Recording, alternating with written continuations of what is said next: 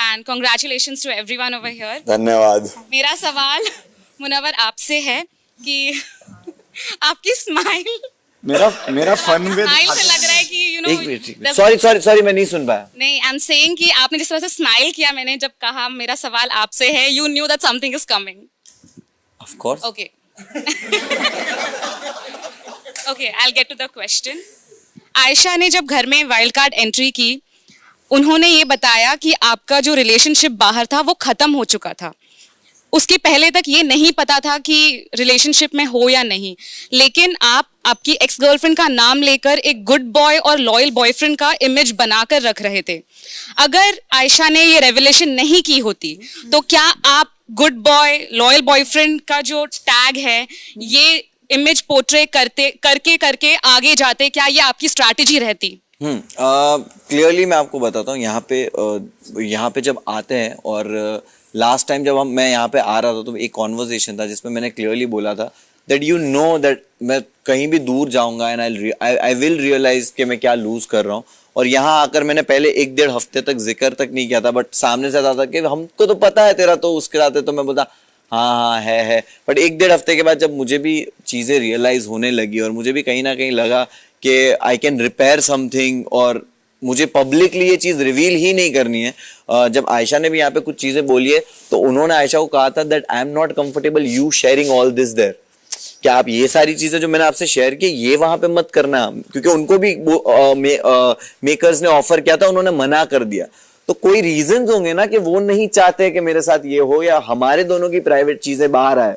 ये तो आयशा पे एक सिचुएशन है और आयशा के पास था तो बोले लो भाई भाड़ में गया, उसने मना भले किया हो लेकिन मैं बता देती हूँ, तो वो उसके लिए उनकी भी कोई गलती नहीं है, बट उन्होंने वो किया।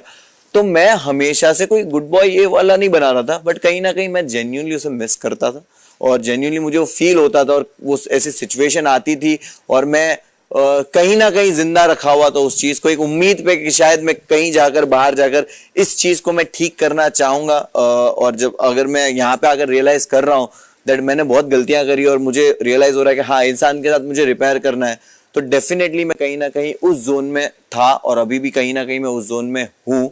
बट वही है कि आप यहाँ बैठते हो, आपको पता नहीं होता कि सामने वाला इंसान ये सब देखकर कौन सी चीज से गुजर रहा है, आपको नहीं पता कि शायद वो इंसान आपके बिना ही तो बेहतर नहीं है, तो वो भी आपको बाहर जाके फिगर आउट करना है। तो उसकी वजह से मैंने द डे शी केम मैंने उसके बाद से उसका जिक्र करना बंद किया कि नहीं अब मैं बाहर जाकर ही उनसे बात करूंगा, जो उनके लिए बेहतर होगा वो आगे हो मेरी साइड से।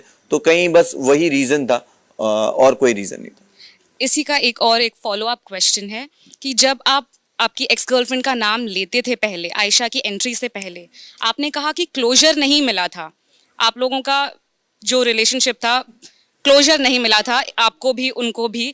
तो आपको नहीं लगता है कि उनकी इजाजत के बिना उनका नाम पब्लिकली लेना सही है? जहाँ तक हम दोनों की अंडरस्टैंडिंग है क्लियरली क्लोजर नहीं था, बट मैं 100% श्योर हूँ कि उनका नाम यहाँ पे लेने पे उनको किसी भी तरह की दिक्कत नहीं होगी।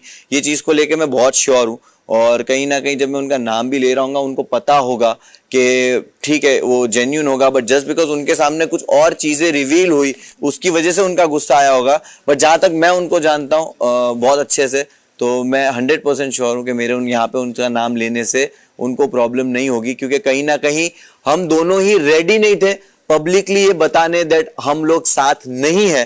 तो अगर मैं पब्लिकली नहीं बताना चाहता और वो भी नहीं बताना चाहते कि हम साथ नहीं है, इसका मतलब यही है कि मैं नाम लूंगा तो वो ओके होंगे। ये तो अब जब उनसे बात करेंगे तभी पता चलेगा बाहर जाकर। Yes hello.